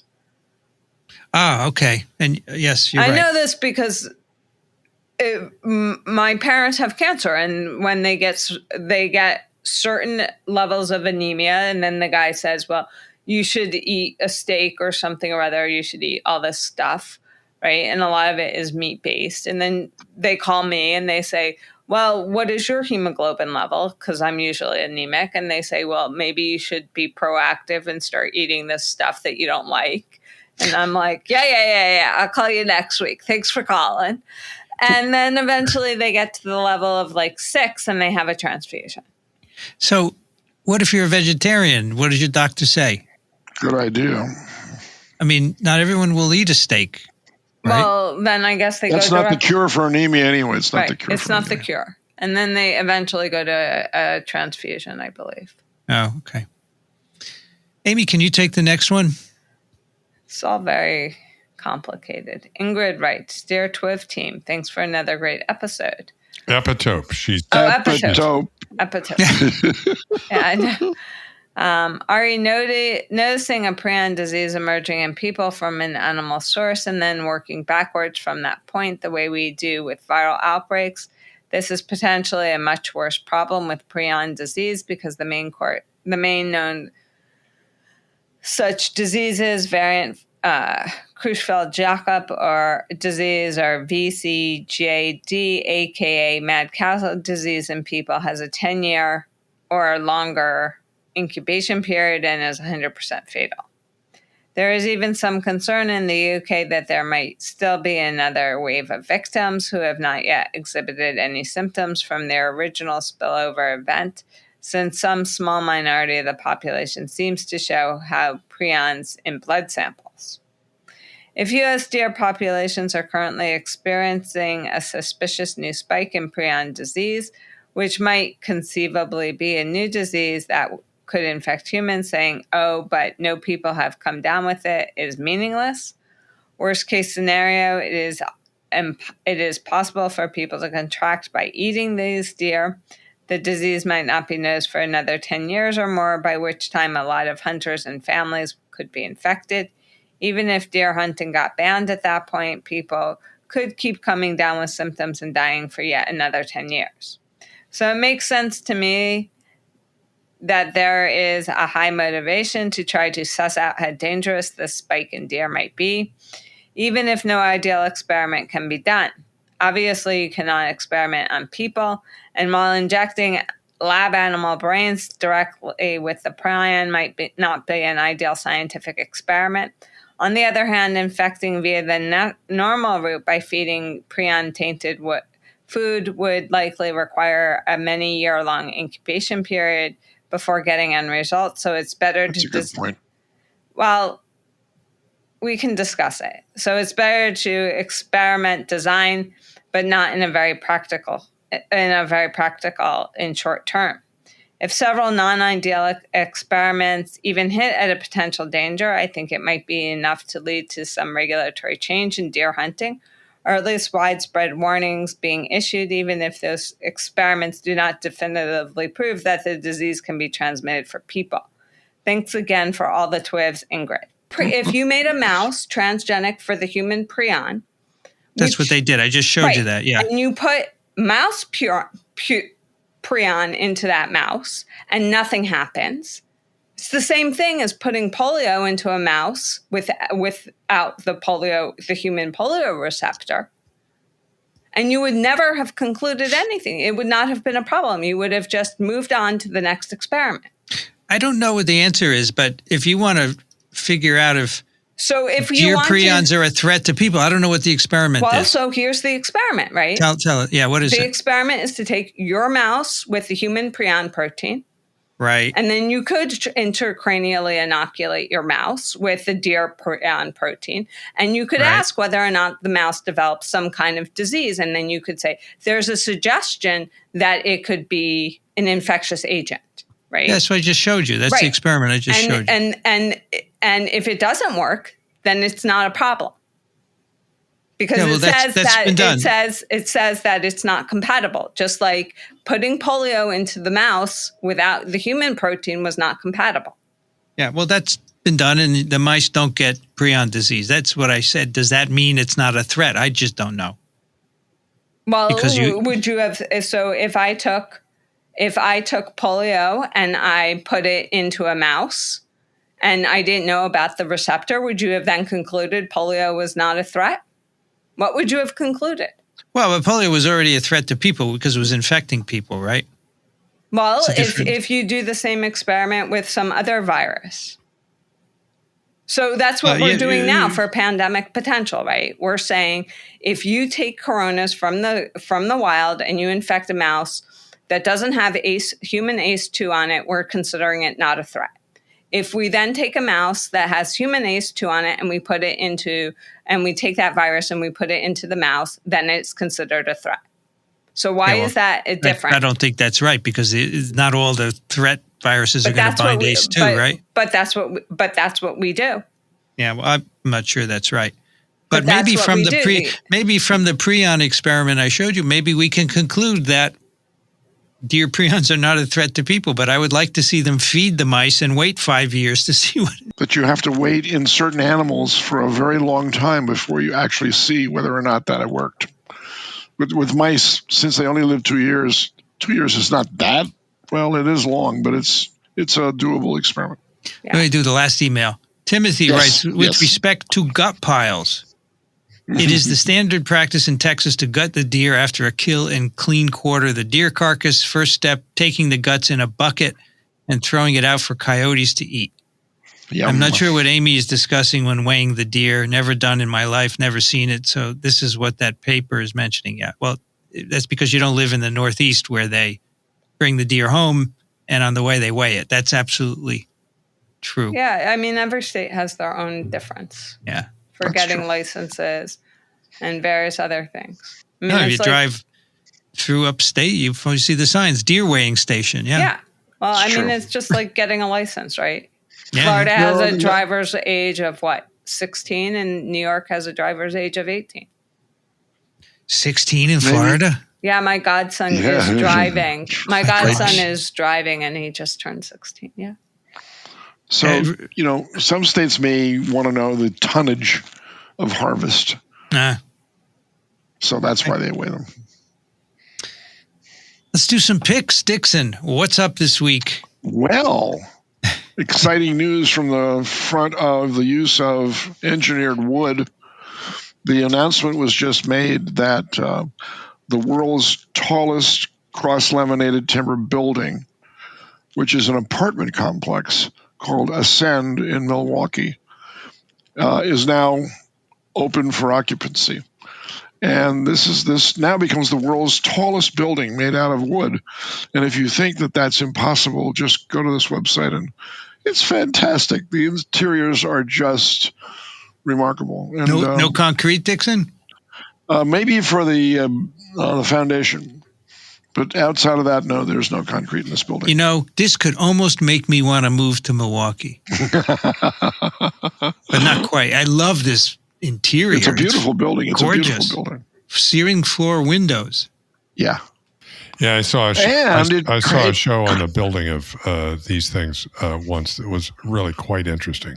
It captures carbon, and that's the big deal here. This is a way to combat climate change. Amy, what do you think of that chair? I like it, I think. Hold a second. Which chair are we looking at? The modified Ames chair in the front? You like that? Yeah.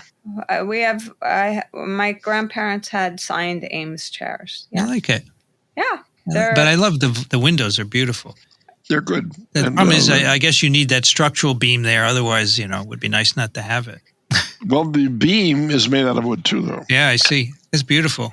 But you've mentioned one of these before. What, in Minneapolis? Is that right? In Minneapolis, yeah. There's a building there called the T3 building. Cool. And that captures 3,646 tons of carbon. Wow. I think this building captures more. In the specs for the building, you can probably find it out. I just saw it and pasted it in, but I'll do some more research on that because I'm quite impressed. So it says it could remove an estimated of 21 million tons of carbon dioxide from the atmosphere annually. Cool. The building could do that? The building is made out of wood, so wood is 50% carbon. So you can calculate, if you know how much wood you used, what the removal rate was. Yeah, I think it's about the building because it says when it comes to a sustainable built environment, material choices matter. Wood is natural, renewable. Sure. Yeah. If you continue to do this, that's the idea. And this is a release from Think Wood, which is a pro-CLT use organization stationed out in the state of Washington. But this goes beyond that. There's no political statement that this is trying to make. It says this is the smart way to proceed. You think there'll be more of these, Dixon? Many, many more. We're going to have one in New York? We already have some in New York. Oh, where? Which one? Wooden buildings in New York. I will get back to you on that. I will get back to you on that. All right. So it takes off like 2.2 million cars, or counteracts 2.2. That's right. Exactly. Very good. Exactly. Amy, what do you have for us? So it's the New York Times following our paper. It's an article by Carl Zimmer describing profiling Edward Holmes and his career of like finding viruses, and enteroviruses are specifically pointed out in the article. So yeah, look at that. I like it because it just talks about it highlights, because the most people don't think about enteros being zoonotic and stuff. And so it talks about how they took these samples from patients before COVID-19 in Wuhan, and they found all these different enteroviruses. And so, yeah. So because it highlights enteros specifically, they're my favorite. So I like this. We've heard the story that he convinced Dr. Zhang in China to release the sequence, for which I understand Dr. Zhang is being vilified, right? Yes, he is. And I'm just wondering, would they have never released the sequence if he hadn't done it? I'm sure it would have been released. So what are they giving him trouble for? Leave him alone. Anyway, it's cool. And you had some email exchange with Edward recently. He's very he responds very quickly. He's very helpful, and we're gonna try and figure out how to get the stuff that how we can share the stuff we're both interested in. Yeah, cool. Yeah, he's Rich, great. what do you have for us? So some paper that we did recently, and I forget what it was, used a lot of population data. There's some sort of epidemiology paper. And as I recall, in the methods, they referred to this website called WorldPop, which I checked out at the time. And so I had a further look into it because it looked really interesting. And it turns out that this is, let me get it here. This is now I'm going to screw this up. I'm trying to find it. It's at a university in the UK. Contact. Here we go. Southampton. I'm sorry, I messed this up. No worries.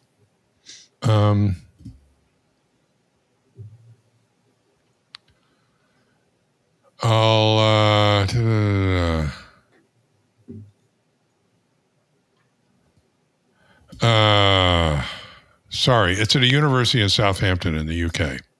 And I will look that up when I'm finished bumbling around here. At any rate, it's a fascinating site that is a resource for population data of all sorts. That's global. It integrates a lot of different census data and a lot of other data to get a global picture of populations in the U.S. and effects on populations. It's funded primarily, it looks like, by the Gates Foundation, but they have a number of other granting agencies involved as well. And out of this, just to give one example, I give an example that is tracking cell phone data over time in France. Okay. And if you look at this little animation, it's fascinating because there's a periodicity to it where people are at work during a week and then they go to the country on the weekends. So as you look at the distribution of utilization of cell phone towers, it goes from cities out to the country on the weekends. And then, of course, everybody in France takes their vacation at the same time in August. And at that point, all the coasts light up. And the cities go away. But at any rate, if you just sort of look through this, you can find all sorts of different projects that use this database. And while you're talking about your pick, I will look up and correct my fumbling and figure out exactly where it came from. I went to the airline data, the global flight data, monthly volume of airline passengers in 90 countries from 2010 to 2018. They have it for July and December. This is so interesting. In July, so red is like 12 passengers, the highest density. In North America, South America, Europe, China, so Russia, Australia are all red, and Africa is almost nothing. Then in December, the travel goes way down in North America, Russia, Europe, and it goes way up in India, and Australia stays the same in parts of it. It's really interesting how it changes so much by season. Well, are you factoring in that they're at the opposite? So while we're flying around in our summer, they're flying around in their summer? Yeah, I didn't know that people flew around less in the winter, because I thought people traveled in the winter too, but I guess they travel a lot less than in the summer, yeah. Well, that's when school's out. Yeah, I suppose. It's really neat. My pick is karst stone paper. So I like pens a lot, and I like paper to write on with them. And I love little notebooks, right? So I have this one here that I bought years ago. It's from Levenger. It's a cool notebook with the rings, so you can take the rings out and put new pages in and stuff. And it's got interesting lines. It's got a little gap on one side and lines. Anyway, I like notebooks. And this company, Karst Paper, makes paper from stone. It doesn't use trees. Really? Yes. And I thought that was what first attracted me to it. And they said the paper is the best paper you can imagine to write on because it's so smooth. So I bought a notebook, and not cheap, like a regular notebook about this size, is about $25. But they're right. When you write on it, it's like butter. It's amazing. So Karst stone paper. Do you know what Karst is? It's calcium carbonate. Yeah, right. I wonder if that's part of what they put in it. No, they must make it out of calcium carbonate. Yeah, we combine calcium carbonate with resin, add heat and pressure, and create something new, a velvet writing surface, impossibly smooth, impervious to liquid, indefinitely stronger, all from dust. Very cool, isn't it? No trees. I really like that. So they have all different kinds. They have paper. They have books of all sizes. Karst. It's really cool. I bought one. One of the most abundant resources on Earth. Karst? Yep. Calcium carbonate. Just take a look at the White Cliffs of Dover, and you can see what I mean. Well, they pull it from the Earth's crust and the ocean floor. It's natural and abundant. These are like Emiliana Huxley those little yes, made with a lot of carbonate. Is that calcium carbonate? Calcium carbonate, absolutely right. They make up the White Cliffs of Dover, basically. Those are diatoms. Those are mostly diatoms. It's mostly diatoms? Okay. Yes, because Huxley once gave a famous talk, and he was using a piece of chalk made from the White Cliffs of Dover. And he said, I'm now writing with millions of organisms in front of you, and you don't even see them. Every time you scratch on this. It's very cool. Yeah, it was very cool, right? We have a listener pick from Neva, our friend, Neva from Buda.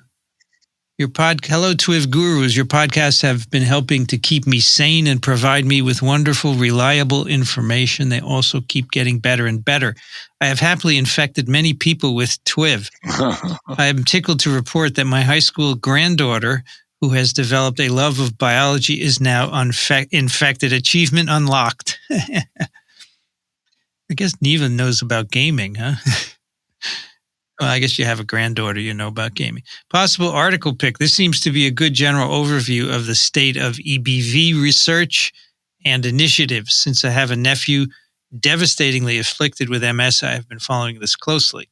And it's an article in The Guardian. Can we vaccinate against Epstein-Barr, the virus you didn't know you had? Another pick might amuse you is from Paul Sutter, who has a podcast and a YouTube channel, Ask a Spaceman, discussing physics and cosmology. Some time ago, he posted himself reading one of his physics papers. With very humorous and self-deprecating style, he suggests it as a sleep aid. Great.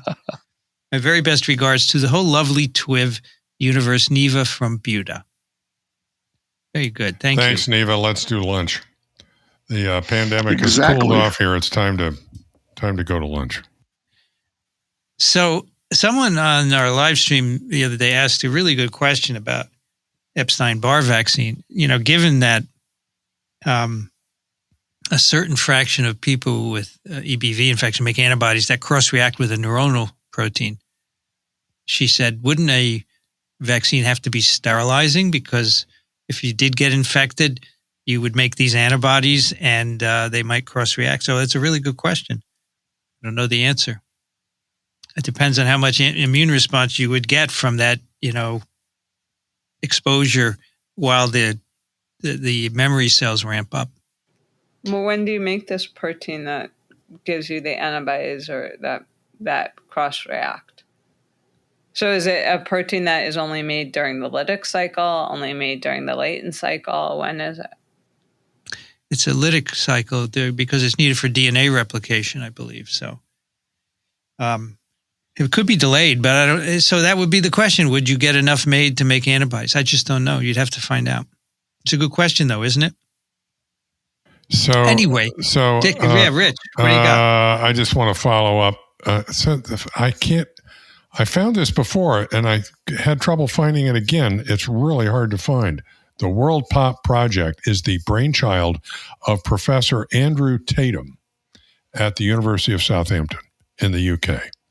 And their opening comment here is high spatial resolution, contemporary data on human population distributions are a prerequisite for the accurate measurement of the impacts of population growth, for monitoring changes, and for planning interventions in global health research context. So it's a good resource. Thank you, Andrew Tatum. That'll do it for TWiV 881. You can find the show notes at microbe.tv/TWiV. If you want to send a question, a comment, a pic, we'd love to have them. TWiV at microbe.tv. If you enjoy what we do, consider supporting us. We depend on your support for our operations. Microbe.tv/contribute. Your contributions are U.S. federal tax deductible. Dixon Despommier is at thelivingriver.org and trichinella.org. Thank you, Dixon. You're welcome, Vincent. Once again, my horizons have been expanded. Yeah, I agree. Me too.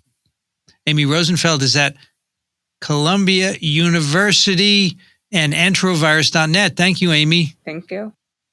And Rich Condit is an emeritus professor, University of Florida at Gainesville, currently in Austin, Texas. Thank you, Rich. Sure enough. Always a good time.